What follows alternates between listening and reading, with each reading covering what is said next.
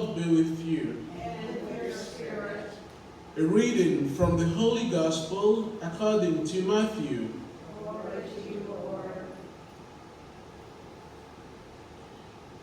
Jesus said to his disciples, "Not everyone who says to me, 'Lord, Lord,' will enter the kingdom of heaven, but only the one who does the will of my Father in heaven.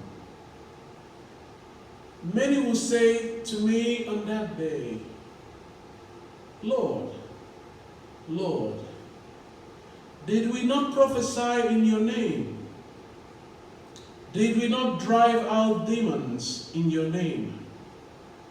Did we not do mighty deeds in your name?'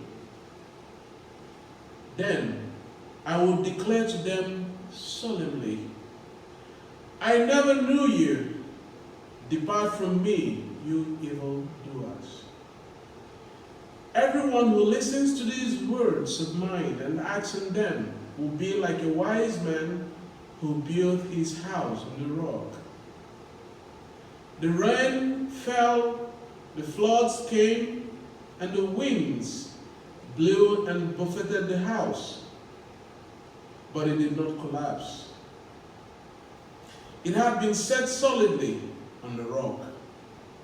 And everyone who listens to these words of mine, but does not act on them, will be like a fool who built his house on sand. The rain fell, the floods came, and the winds blew and buffeted the house, and it collapsed and was completely ruined."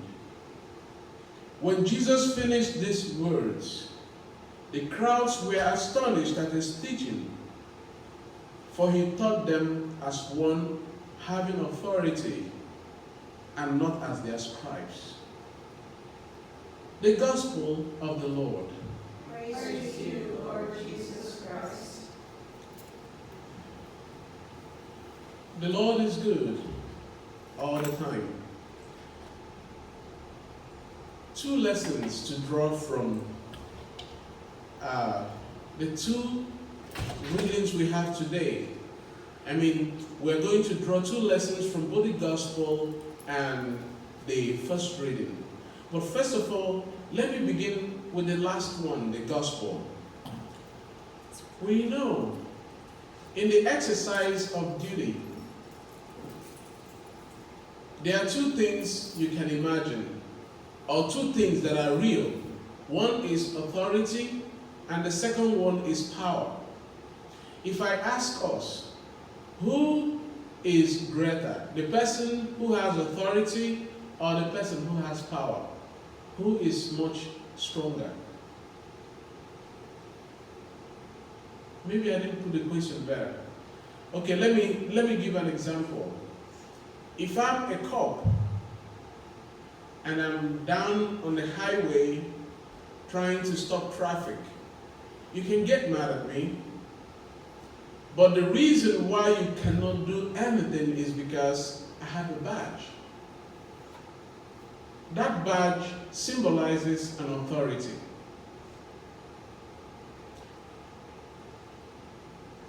Someone who has muscles can come down there and beat me up. You can have authority without having power, but a person who has authority has a bigger force. He can put you behind bars with all your muscles, with all your strength. You necessarily don't need to have strength because your authority is bigger. So let me give another instance.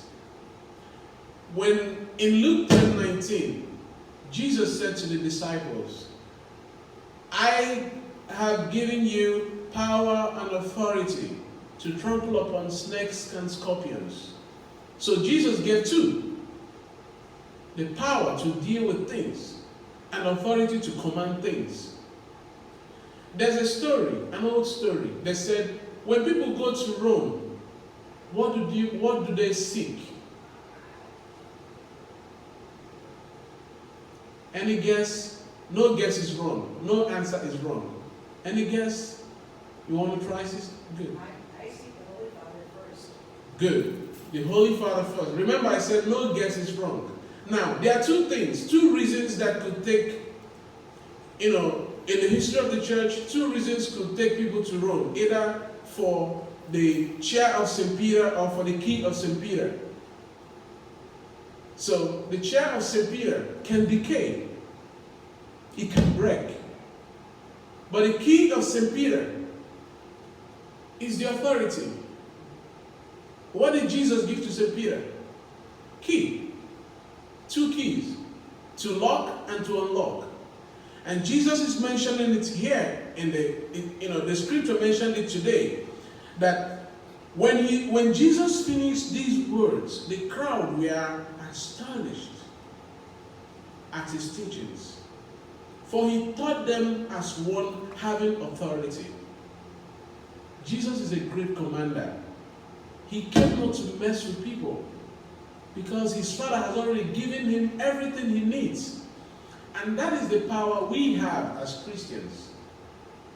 In Jeremiah 1, it says, before you were born, I know you. I consecrated you. I ordained you a prophet. And in baptism, we share three characters. The kingly, the priestly, and the prophetic. So we share that same authority that Jesus was mentioned today in the Bible. Now, there comes a question. What are you doing with your own power? What are you doing with your own authority? Do you use it for the good of the gospel? Or do you use it against the gospel? Do you use it to show power and strength? Do you use it to let people know that, hey, I'm here, you are there? What we do with our gifts and our talents determines how much we can go. When I was ready to come down to the United States to begin my seminary formation, my mom told me something. She said, Anthony, if you know whatever that has brought you this far, don't let it. If you know whatever prayer that has brought you this far, don't leave it behind. That was the last word my mom told me before I left Nigeria, finally to begin my seminary formation. When an aircraft leaves the ground, it requires a strong force that can break gravitational pull. As soon as it takes off and gets airborne, it still needs certain power to sustain it. Otherwise, it will drop. In baptism, God has given us certain grace, certain power.